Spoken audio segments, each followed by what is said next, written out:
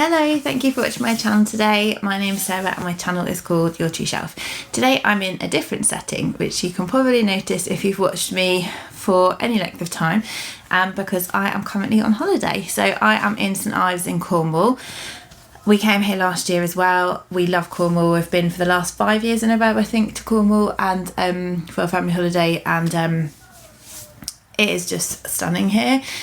So we're in a little cottage which is actually in St Ives, so we're about a 5-minute walk to the beach, which is absolutely lovely, so nice, and yeah, having a lovely time. I'm going to put bits and pieces of footage throughout the reading vlog just to show you sort of what it's like here, some sort of things that we've been up to. I just went to the independent bookshop which they have here this morning.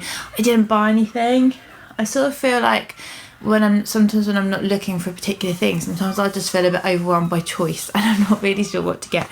But I will try and buy something from there before I leave. Anyhow, so let's talk about some books. So the first book that I've finished, I've left in the car, so I can't show it to you, but I will put a picture up on the screen. So the first book which I read, I finished it just on the way here, was called When We Were Sisters by Fatimah Asghar. This is a book I saw recommended on Sarah Freshly's channel, which I'll link down below, and she was reading this as part of a prize, and I can't remember which prize it was, but I liked the sound of it. I ordered it from the library and it's come in. So in this book we are following 3 sisters. We have Noreen, the older sister, Aisha, the middle sister, and Kausna, who is our main protagonist, who is the youngest. And they are orphans, so their mum dies of cancer, which is covered very briefly in the book when they're very small, and I don't think they really remember her. Their dad, at the beginning, he's raising them himself and he gets shot and killed, and so they are orphans. The book starts where all the kind of community of women referred to as the aunties all come together and try and work out what to do with these girls, but nobody really wants to take them on, and their uncle decides he'll take them on, mainly because he wants the money which he'll get from looking after them, but he doesn't really look after them. So Noreen is 9 when this starts, and she is left to raise the girls herself. The uncle houses them in a really disgusting apartment with cockroaches and just like really unsuitable for them to live in, and he basically has his own place somewhere down the road which he stays in, and he comes and checks on them every once in a while. Sometimes he gives them money for food and stuff, but they're basically left to fend for themselves. He's taking their money, he's taking the checks for looking after them, and he's also bringing what I presume are illegal immigrants to their house for them to stay there, and he's doing lots of really dodgy business deals and stuff like that. He seems to be really obsessed with money, and he doesn't want to look after the girls. He just wants to claim credit for looking after them, because in the Muslim community, he kind of keeps getting told he'll go straight to heaven because of his looking after these girls. So anyhow, it's like the coming of age story of them, and we are from Kausna's perspective. So she is the youngest sister. I'm going to use they pronouns for Kausna because they talk about themselves as feeling like a boy a lot of the time and a girl a lot of the time, and they refer to themselves almost as like multiple selves as well. So this book reminded me quite a lot of Freshwater by Akwaeke and Emezi in how Kausna writes, their perspective. And interestingly, when I read the acknowledgements at the end, Fatimah Asghar thanks Akwaeke and Emezi for how they helped write Kausna and the inspiration that the author got from Freshwater. So I was like, oh yeah, I noticed that. And I would say that this book is like a cross between Freshwater and Long Live the Tribe of Fatherless Girls by T. Madden. It really reminded me of that book as well, and I loved that book. That's a memoir. It's told in sort of in vignette style, but it's got quite a unique style, and there are some bits where the text is written in sort of when it's the father and mother's perspectives, which are very brief. They'll be written in little fragments dotting along the page. And this is just a beautiful coming of age story. It's very sad.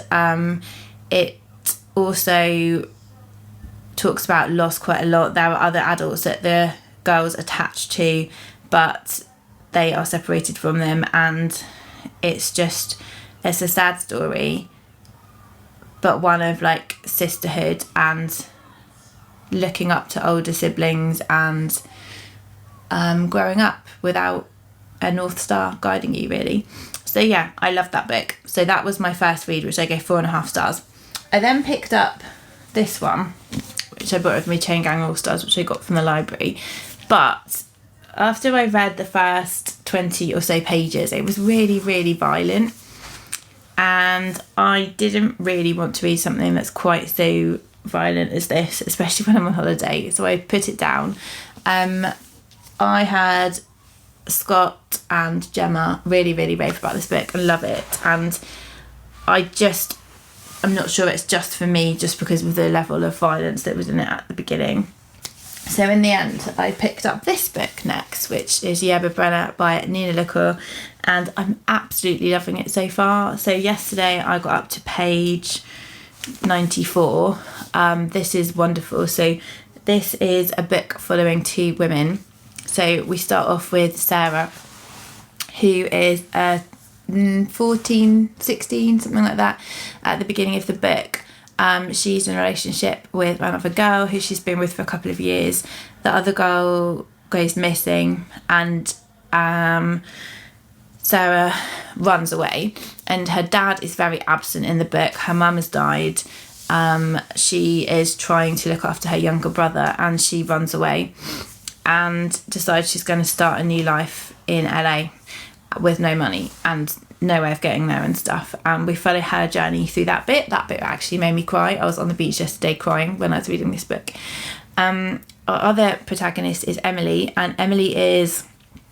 we start finding her when she's in her mid-20s. She doesn't really know what she wants to do. I think she comes from quite a wealthy family, and she's on her 5th undergraduate degree. She keeps starting undergraduate degrees and then giving up before she's finished them because she changes her mind what she wants to do.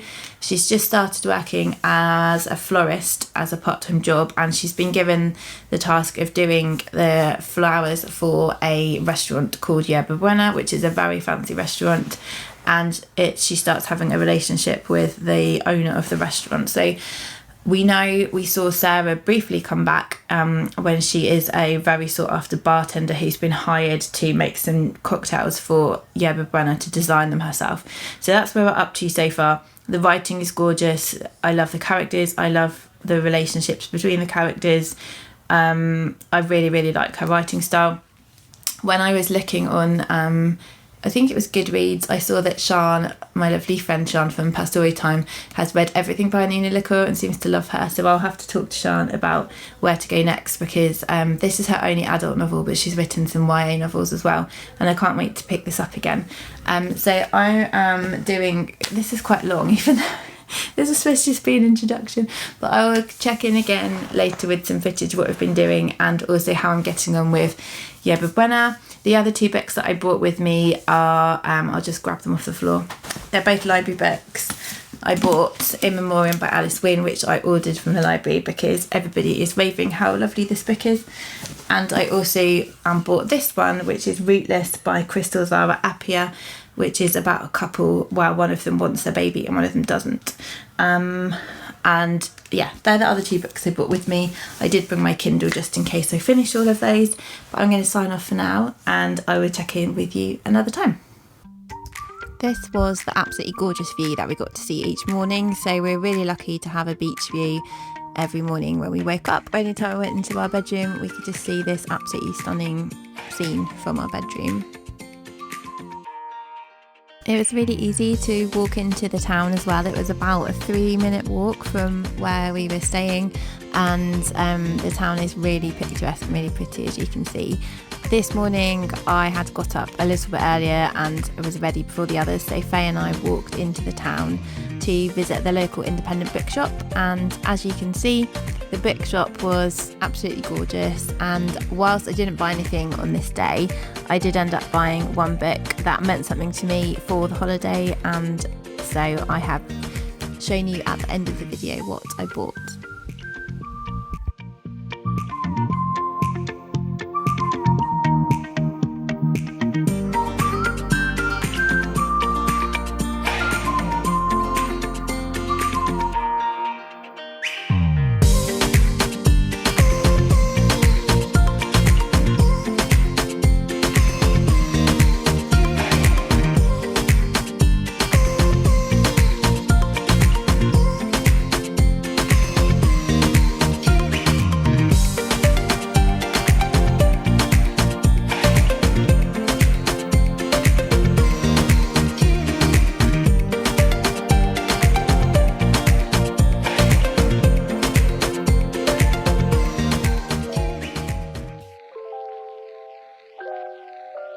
Where we were staying, it was a really small little cottage. It was just perfect for us, really. It was over 3 stories, so this was the lounge. It was a bit of a mess on the day that I filmed because there wasn't huge amounts of space to put our things, but it was just lounge in the kitchen downstairs, and then Sam and I's bedroom upstairs, and the kids the floor above that. And then this is a really lovely pizza van that was on the beach one day.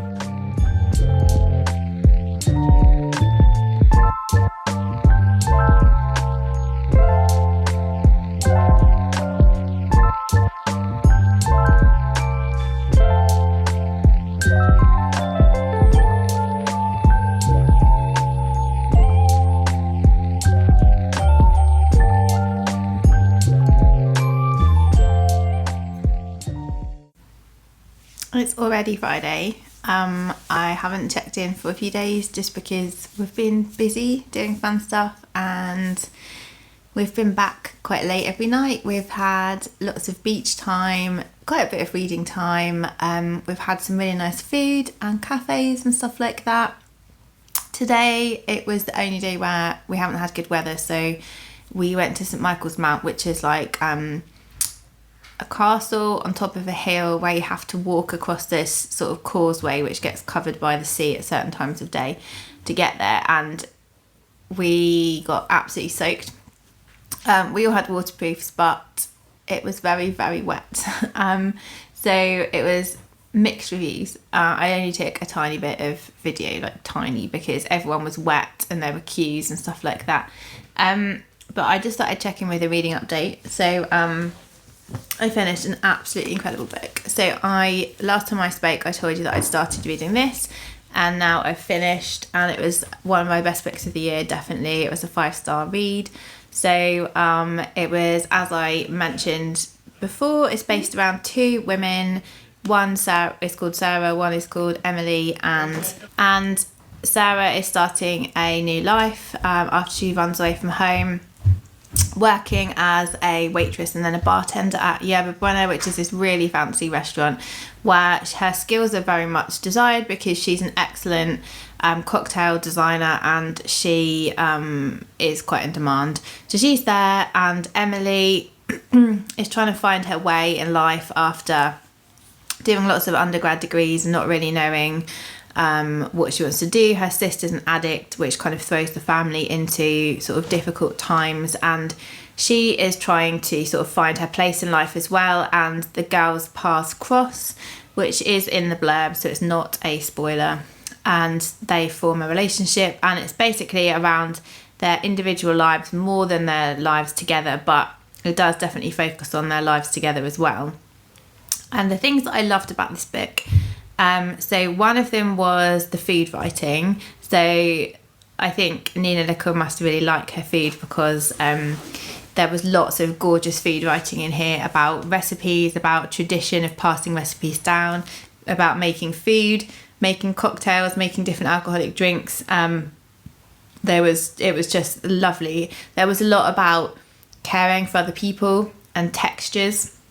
I really like coziness in books as well, like where they'll talk about the softness of blankets, or like how they do things to make people feel better and safer and like cared for. There was also lots of home renovation in this, and I really love that as well. They're both the characters that are on like a journey here, and I really like it when characters able to take care of themselves and move forwards, rather than having loads of really toxic things that they do to cope, or rather than never kind of having that journey of self-improvement or anything. I feel like these characters both have a good upwards trajectory, and whilst there's really difficult things they go through, they're both learning and growing throughout the book, and I really, really love that in a book as well. So this book was amazing. It's also set, there's a lot of sort of summary scenes in this book, so I really liked how I was reading it on the beach and it was talking about like some stuff to do with beaches in LA, and it was just really, really fun, as well as really heartwarming, as well as heartbreaking, and it makes you very hungry. But I love this. Yeah, I've already asked my library to buy another book by Nina Lacour, because this is the only one they own by her, and she's also written, I think, about 5 YA novels. This is her first adult novel, and so I've asked the library to buy one of those, and then I will ask them to buy more, because they've never said no when I've asked them to buy books before. So that is those. Next, I'm starting a book which is very much all over BookTube at the moment. I'm starting In Memoriam by Winn. I ordered this because people were talking really favourably about it, but also because it was predicted to be on the booker list. So I thought, well, I'll order it from the library before everyone orders it. It obviously then didn't make the booker list. But I'm only on I only started this morning. I'm just on page 5, so I've literally just started. But from what I know, I don't want to reread the blurb, but I know it's about 2 guys who are just sort of 18-ish, and it's set at the beginning of the First World War. I believe that one of the boys loves the other, if not they love each other, and they have to go off to war, and I don't know what happens from there. So I haven't reread the blurb because I don't want any spoilers, but I'm really excited to read this. So anyway, that is my current reading situation. I think the weather's supposed to be better. We've still got Saturday and Sunday here, and we travel back on Monday, so we've still got some time here. I'll still bring you along to show you what I'm doing, and I'll be back with another update in a couple of days.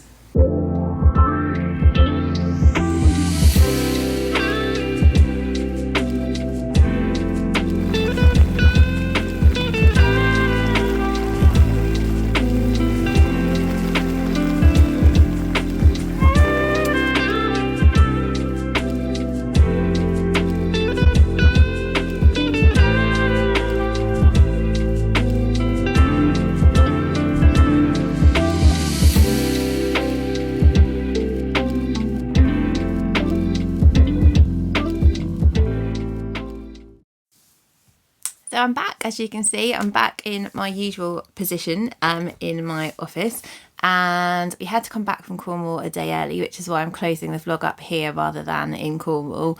My lovely cat Emezi has a chronic health condition, and she took a turn for the worse on the Saturday night, and my lovely friends were looking after her and got her admitted to a vet surgery overnight.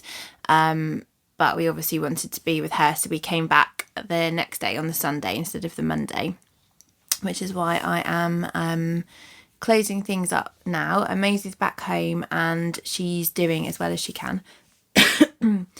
Bless her. So so we're back, and I just thought I would tell you about the last book that I have been reading while I was in Cornwall, and the one book that I bought while I was there as well.